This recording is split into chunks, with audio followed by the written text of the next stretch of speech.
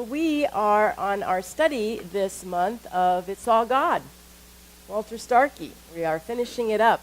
In the past 3 weeks, we have highlighted some of the elements in that book, and one of them, primarily that flows through this book that came through Walter, is the fact that he is very much based in the Christian tradition, and that he brought up that realization that in the initial forming of the Christian tradition, there were the Gnostics. And the Gnostics were more of the mystical type of Christians. They brought that realization that this Spirit of God is within us. And they taught this subjective teaching of spirit and of energy and of essence. And the Council of Nicaea, when they came together to actually put together the writings of what would be included or not in our Bible that we use today, the Gnostics didn't fare too well. They got kind of kicked out of it. And it wasn't until fairly recently that the books of Thomas and Mary were rediscovered, so to speak. And those teachings brought us back that subjective nature. A lot of the Bible right now is based on the objective teachings of the Christian tradition. And what we want to remember is that there's a blend. There is this blend of the subjective, which is the spiritual, which is the creative energy that we can't see, and it does form itself, and it wants to experience itself in form, in the objective. And so it creates all to experience itself. We are that same stuff. We have this energy, this essence, just what we were experiencing in the silence a few moments ago, bringing it forth to our recognition, to our realization. And then we get a turn and a chance to open our eyes and to step forth into this world and be that love and expression. In my thought for the week, I said, it's all God, and many times there's this angst about that word, God, and so if we can just switch it out with, it's all love. What a different feeling that gives us. What a different energy that gives us in so many times. So know that it is all love, that the love is in the unseen realm, in this subjective realm, and it is in the seen. Everything is love and expression. And so we want to acknowledge the Gnostics for their teachings, that this unity is all one. Both the inward and the outward is all one. In the book of Thomas, he wrote, "When the disciple achieves enlightenment, Jesus will no longer serve as his master, because the two will become equal, even identical." And we believe that. We believe that Jesus came to be the way shower, to show us that I'm not the exception. He got it. He knew his oneness, and he was able to demonstrate this oneness with his healings and with all the prosperity teachings that he gave us. And we are to believe it. We are to accept it. Is it easy?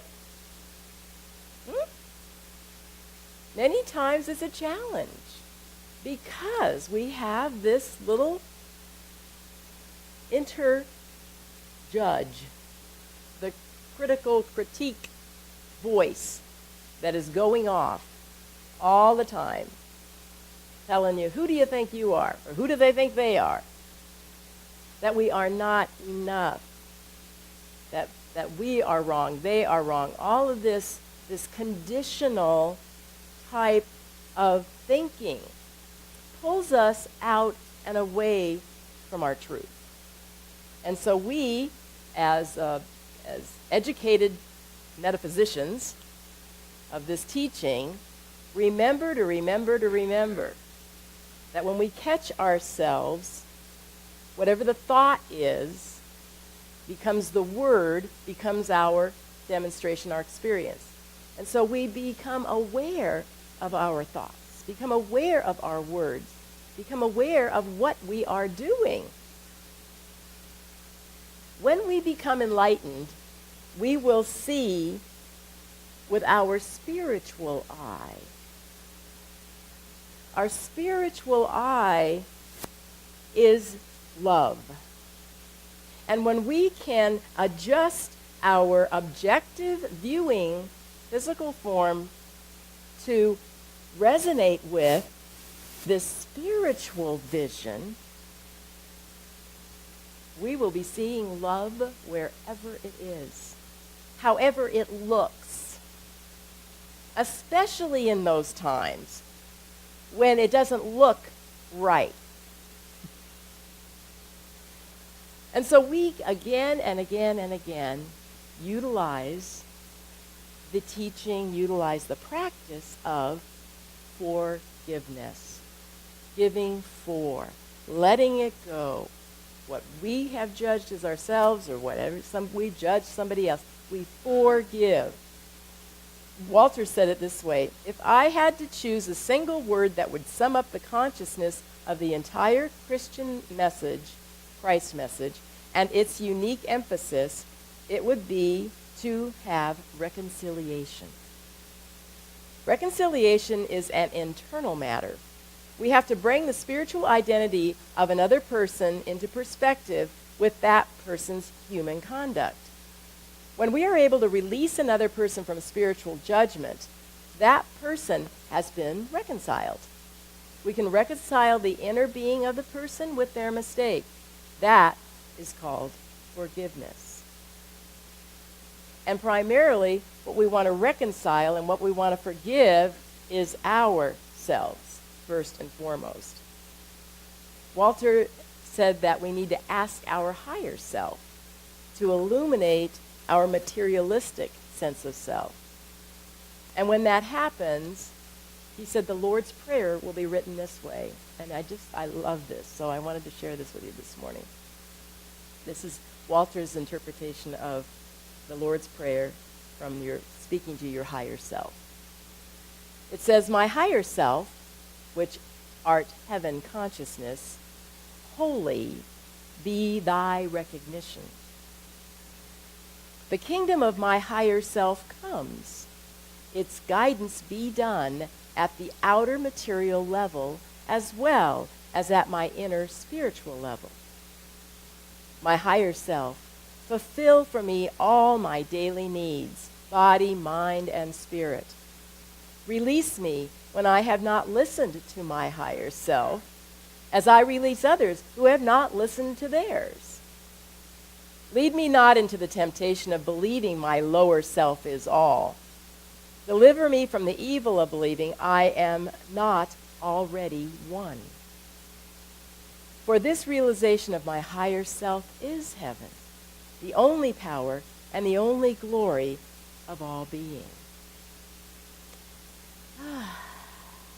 We are living in the kingdom here and now. The title of this topic is Beyond the Beyond. And in that chapter, he talks about the way that we pray, the function of praying. And I know from me, and I think maybe some of you are very familiar with this thought that when you pray, it's you talking to God. And when you meditate, when you're quiet, you're listening to God. That's how a lot of times I look at it. And so when we are in this praying mode, we are uniting with our higher self. That's our intention. In our teaching, we teach an affirmative prayer. We call it treatment. And it has 5 steps to it. Actually, next month we're going to be going back to the basics, so in our Science of the Mind teachings. But I just wanted to review with you this morning that our treatment work, our prayer work, has 5 steps to it. First of all, we recognize that there is one power. That's all there is. Second step is we unify with that. If that's all there is, that's me. Third step is we have a realization. This is what I want to have experienced in my life. I'm thankful for it. That's the fourth step, and I release it and I let it go. So what we call an answered prayer is a demonstration. When we speak our word, which means that creative energy is our thought. It begins with our thought. And we want to think about what we want. So I want to give you a little example of a demonstration that I was part of this last few weeks now. My daughter, Becky, I asked her if I could share this. She said yes. Wanted to buy a car. So, we went about making the treatment up of what does the car look like. We know that there's transportation is here for me. And but you can always put in your little details what you want. Her favorite color is white. Put that in there, and so forth and so on. So, of course, then we pray, and then we move our feet. Treat and move your feet. So we started looking at places. We started calling people. We did this and that. And so then I had a friend tell me, you ought to call Marty, who is this mechanic, and he does body work and such. Call Marty and see if he can be on the lookout for you for a vehicle. So I called Marty, and he said, I got the car for you right now. You don't need to look any further. And it is a 6-speed Toyota Celica, 2001. Well, a lot of people go, oh, my gosh, it's a manual. How can you do that? Well, Becky grew up with manuals. She knows how to drive a manual. She likes manuals. This car had been totally redone. New engine, new transmission, new air, new sound. $10,000 went into this vehicle for this doctor who did it for his daughter, who then decided she didn't want it. And he sold it for $3,800. We had $3,000 saved. And I said, well, I'll throw in, some. I just had to throw in a little bit. And it was a done deal. It happened in 2 days. We went down, picked it up, boom, it's done. I'm like, yes, this stuff works. Look at this. And then we have to get it registered. This last step, no big deal. And the registration process wasn't quite as spiffy and as swift as I had expected it to be.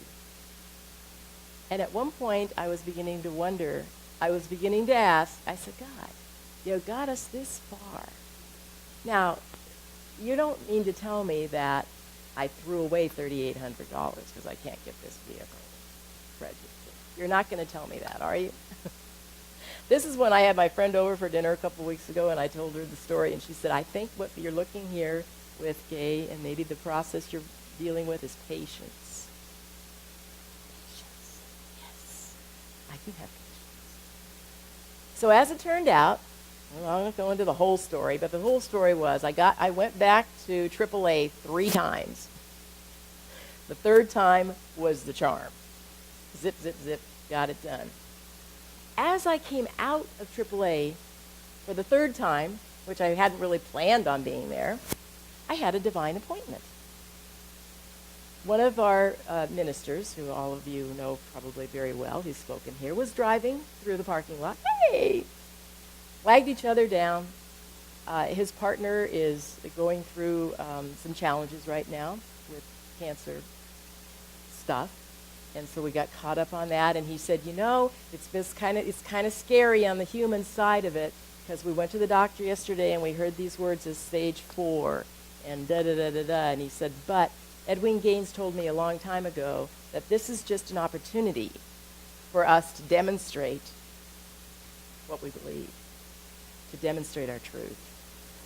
And so it was a good connection that I felt that God placed me there. I had to go there for the third time so that I was able to have this conversation with this man. And it continues. You see, when we stay grounded in our faith, that's one of the primary elements of going beyond the beyond, is that you have to be grounded in knowing that what you have need of is already here. It's just in the unseen realm. it's literally here. And we have to stay focused on the acceptance of it. I knew God wouldn't give us that car for $3,800 and then just pull the rug out on us and say you can't get it registered. It's not going to happen. Walter says faith isn't something we have. It is something we do. To go beyond praying is to be prayer. In order to do that, you have to transcend conscious thought by merging with the process. You have to see yourself as being prayed rather than praying. Do you see the nuance, the little difference there? Unless conscious seeds of faith accompany the experience, there is no direction. And unless thoughtful prayer is spiritually experienced, it is a futile endeavor. We need to recognize that what we are is this infinite love.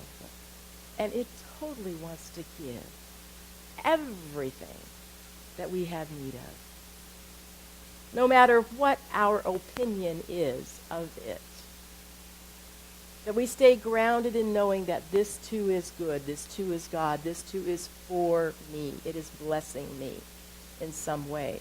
And when we do our prayer work, we can always ask at the end or say at the end this or something better. There may be something better that comes up that I am totally unaware of. So as we go through this life, we are given the opportunity to practice patience, forgiveness, love in all the different experiences of life. Yesterday, I had the joy of doing a baby christening, and I was telling the gal that, we got to go by, and we got this car for Becky. Told her about the car, and we dropped it over here at Speedy's detailing. So Speedy's got the car for detailing, and so we got to go pick it up later. And Sylvia said to me, "Well, let me tell you the background on Speedy." Sylvia and Frank Asaro knew Speedy when he was just starting out. He was working for somebody else. This was years ago. And Speedy would come across the street for where Frank worked, and he'd want to clean their cars. And Frank would insist that he start his own business. You can do this. You don't have to work for somebody else. You start your own business. And Stephanie, the mother of the baby that we were christening, walked by and says, "Oh, I remember Speedy. Yeah, he was a great guy." So I picked up the car later from Speedy, and I told him the story. I said, "Do you remember Frank Asaro? He was just talking about you today. How Sylvia remembered that Frank spurred you on to start your own business, Speedy, that you could do it." And he said, when I first knew Frank, I couldn't even speak English. Couldn't even speak English. And he prompted me. He said, "You can do it, you can do it, you can do it." And he owns his own detailing business at this point in time. So then we were talking to him about Becky. So Becky's got her car. We know that. Cool. Check off the list. Now she needs a job. That's why she got the car. So next is the job that we need to check off the list. So we've been doing that treatment work on whatever, how we want to do that. He had the most interesting take on his, he's a very, very spiritual person. He is a very Christian person. And he was saying that, he says, it's all here. Your job's already here, Becky. Your job's already here. He says, but it's like, you're sitting on the couch, and you're just going to watch TV. You're just sitting on the couch, and the remote's sitting over there right next to you. And you go, "Oh, Mom, could you go get the remote for me? I want to watch TV." And he said, "The remote is in your reach. You need to go out, and you need to get your resume out there. You need to go pound pavement. You need to go do the things you need to do. But your job's already there. There's no doubt about that." And so when we are open and receptive to knowing that Spirit provides for our every need beyond our finite recognition of it, life is good. Life is love.